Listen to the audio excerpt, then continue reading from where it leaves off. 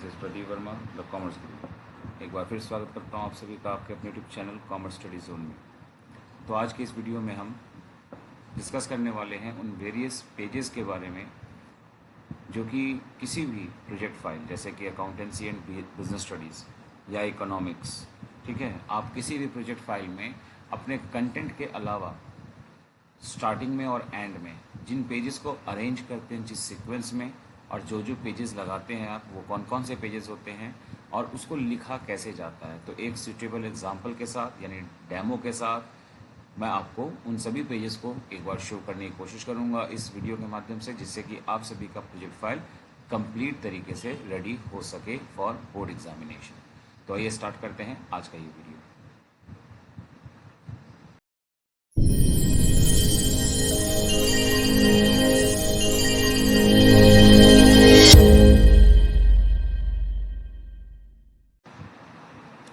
So let's start. तो सबसे पहले मैं आप सभी को दिखाना चाहूँगा वो लिस्ट वेरियस पेजेस का, जैसा कि आप देख पा रहे हैं अपने स्क्रीन पर, list of various pages of a project file. तो जिसमें एक पहला पेज आता है आपका इंट्रोडक्शन का, जिसमें सभी लोग अपना इंट्रोडक्शन देते हैं बाय मीन सब्जेक्ट के प्रोजेक्ट फाइल का इंट्रोडक्शन एज वेल एज अपना इंट्रोडक्शन। इस तरह का एक क्रिएटिव पेज होता है ये। अगेन इसका मैं आपको डमी दिखाऊंगा, एक सैम्पल दिखाऊंगा।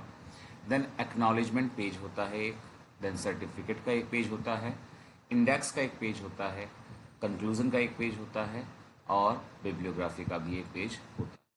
इनमें से काफ़ी सारे पेजेस आप सभी को पता होंगे, बट हो सकता है कुछ पेजेस आप लोग पहली बार सुन रहे हो, या हो सकता है कि पेजेस का प्रॉपर तरीका आपको लिखने का ना पता हो। तो वीडियो को अंत तक जरूर देखिए ताकि आपको पता चल सके कि इन पेजेस को कैसे लिखना है, कैसे मैनेज करना है और किस सीक्वेंस में लगाना है। और बल्कि जिस सीक्वेंस में लगाना, मैंने ऑलरेडी आपको इस लिस्ट को उसी सीक्वेंस में दे दिया है। सबसे पहले हम बात करते हैं इंट्रोडक्शन का पेज कैसा होना चाहिए।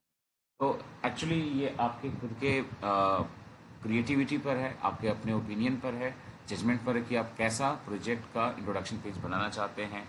आप खुद से डेकोरेट करना चाहते हैं या कंप्यूटराइज प्रिंट निकालना चाहते हैं, बट मेरे समझ में प्रोजेक्ट फाइल का मतलब ही है कि अपनी क्रिएटिविटी को प्रेजेंट करना। तो मैंने आपके सामने दो डमी इंट्रोडक्शन पेजेस लगा दिए हैं, मेरे ही स्टूडेंट्स के बनाए हुए ये प्रोजेक्ट के डमी पेजेस हैं, देख सकते हैं, जिसमें कि आप अपने स्क्रीन के लेफ्ट कॉर्नर पर बच्चे ने अपना नाम लिख दिया है, क्लास लिख दिया है, रोल नंबर जिसको मैं आपको हाइड कर रहा हूँ, सब्जेक्ट जैसे कि आप समझ रहे हैं बिजनेस स्टडीज़ का प्रोजेक्ट फाइल है, एंड सेशन, और साथ ही साथ अपने स्कूल का नाम केंद्रीय विद्यालय गोमो। और बाकी आपके अपना खुद का क्रिएटिविटी है, background as well as decoration.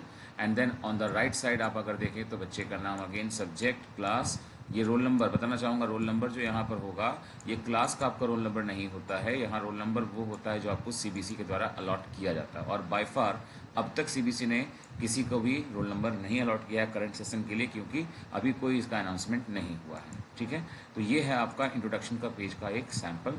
चलिए आइए देखते हैं नेक्स्ट पेज यानी एक्नॉलेजमेंट का पेज।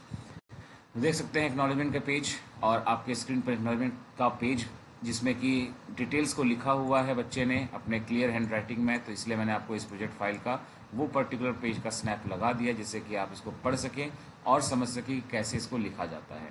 आप देख पाएंगे कि इस एक्नॉलेजमेंट में कहीं ना कहीं बच्चे ने मेरा नाम भी यूज़ किया हुआ है। आप उसी अकॉर्डिंग अपने टीचर का नाम वहाँ यूज़ कर सकते हैं।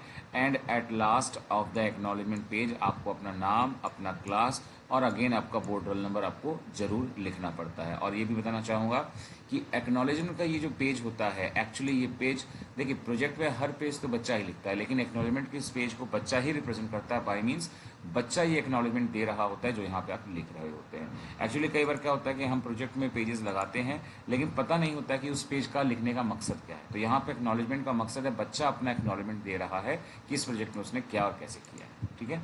अच्छा, वीडियो अगर आपको अच्छा लग रहा हो, कंटेंट आपको पसंद आ रहा है, तो वीडियो को लाइक जरूर करें, चैनल पर पहली बार है तो सब्सक्राइब करें और साथ ही साथ बेल आइकन को जरूर प्रेस करें। आइए देखते हैं अगला स्लाइड यानी कि सर्टिफिकेट का पेज। तो बताना चाहूँगा सर्टिफिकेट के दो तरह के पेजेस होते हैं, लेकिन मेरे समझ में दोनों पेजेस का यहाँ कोई रोल नहीं है। दो पेजेस में से एक होता है सर्टिफिकेट बाय टीचर और एक होता है सर्टिफिकेट बाय स्टूडेंट।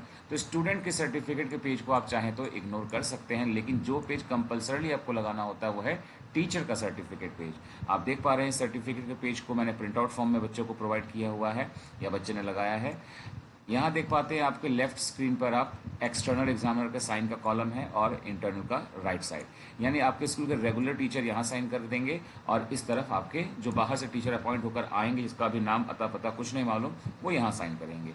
या आप इसको एक्सचेंज भी कर सकते हैं कि यहाँ पर एक्सटर्नल का आपने बना दिया, यहाँ इंटरनल का बना दिया, it's only up to you. And then ये है कंटेंट मेन, सर्टिफिकेट में लिखते कैसे हैं। तो ये बताना चाहूँगा ये सर्टिफिकेट का पेज है जो कि गिवन बाय टीचर होता है।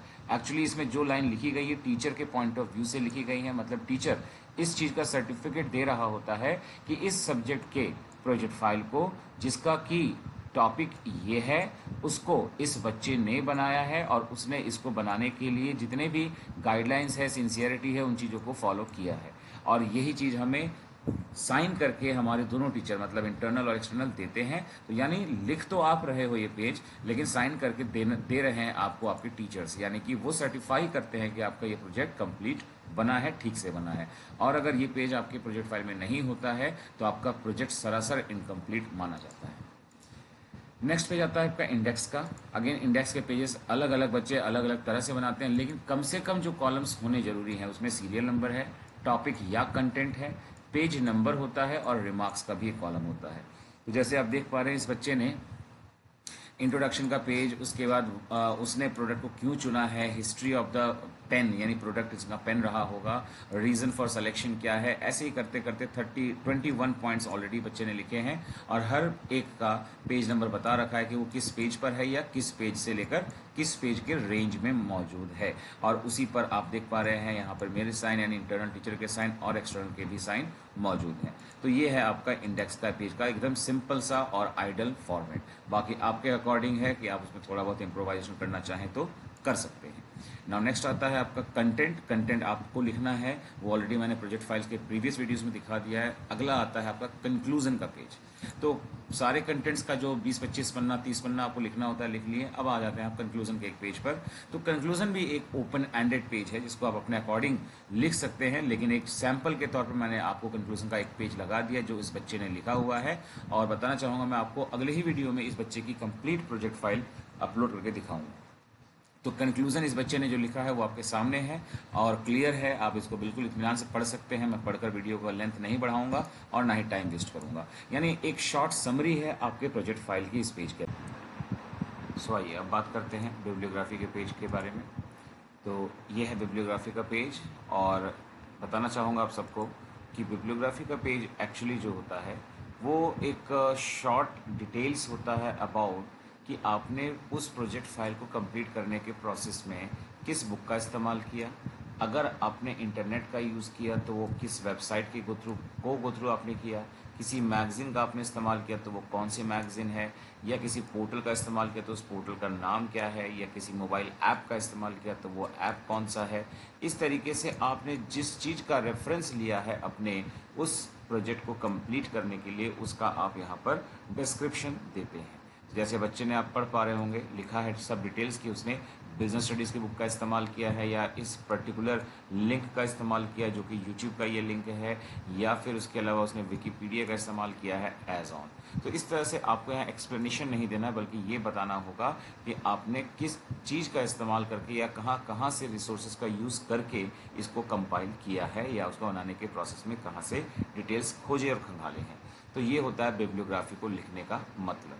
तो होप सो कि इस वीडियो में जो कुछ भी आपको मैंने शो किया किस किस पेजेस को लगाना होता है कंटेंट के पेजेस के अलावा और किस ऑर्डर में, वो आप सभी को समझ में आया होगा और साथ ही साथ आपको वीडियो काफ़ी पसंद आया होगा। अगर वीडियो पसंद आता है तो आप ज़रूर से ज़रूर वीडियो को लाइक करें, फीडबैक को कमेंट सेक्शन में दें और साथ ही साथ अपने फ्रेंड्स में शेयर करें।